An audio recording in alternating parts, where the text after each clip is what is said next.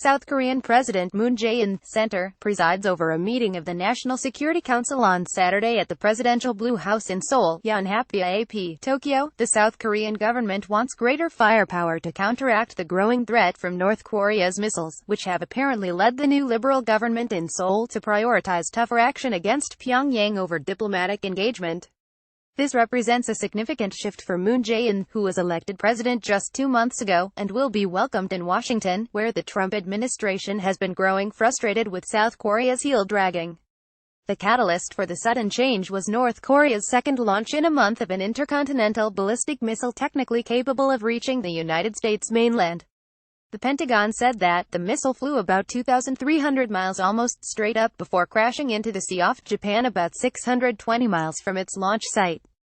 But if it had been launched on a normal trajectory, the missile could theoretically have reached Chicago and perhaps even New York, experts said. North Korean state television on Saturday broadcast footage of the launch, showing leader Kim Jong-un in a grassy area surrounded by trees in the middle of the night, as the missile was wheeled out on the back of a modified truck. Kim supervised the launch of the missile that North Korea calls the HWASONG-14. YouTube. The launch confirmed several key technical advances, showing the power of the motors and the ability of the missile to survive re-entry into the Earth's atmosphere, the North Korean state news agency reported. It also demonstrated the capability of making surprise launch of ICBM in any region and place anytime, and clearly proved that the whole U.S. mainland is in the firing range of the DPRK missiles, the state news agency quoted Kim as saying. If the Yankees brandish the nuclear stick on this land again despite our repeated warnings, we will clearly teach them manners with the nuclear strategic force which we had shown them one by one, Kim said, according to the report. Fixed cameras for NHK, the Japanese public broadcaster, appeared to capture the missile crashing into the sea not far from the coast of Hokkaido, the northern Japanese island. Within hours of the North Korean launch, the American and South Korean militaries conducted a joint drill at a base in South Korea, launching 2 missiles of their own. Our combined efforts showcase the capabilities of this alliance, Lt. Gen. Thomas Vandal, the commander of the 8th Army, said in a statement.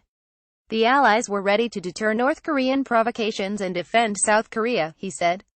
As part of a flurry of phone calls after the launch, South Korea's National Security Advisor, Chung Eui-young, called his American counterpart H.R. McMaster to seek revisions to their country's bilateral ballistic missile guidelines. Under an agreement written in 1979 but revised in 2001 and 2012, South Korea is limited in the capabilities it can pursue with its own missile program. The guidelines limit South Korean ballistic missiles with a range of 500 miles to carrying a half-ton payload, but the Moon administration is now seeking to double that to 1 ton. It is fair to say that more weight will be given to the payload part rather than the missile range issue, the South Korean president's chief press secretary told reporters Saturday in Seoul. South Korean officials have been concerned about the growing missile gap between South and North Korea, but any increases are likely to alarm China in particular. South Korea recently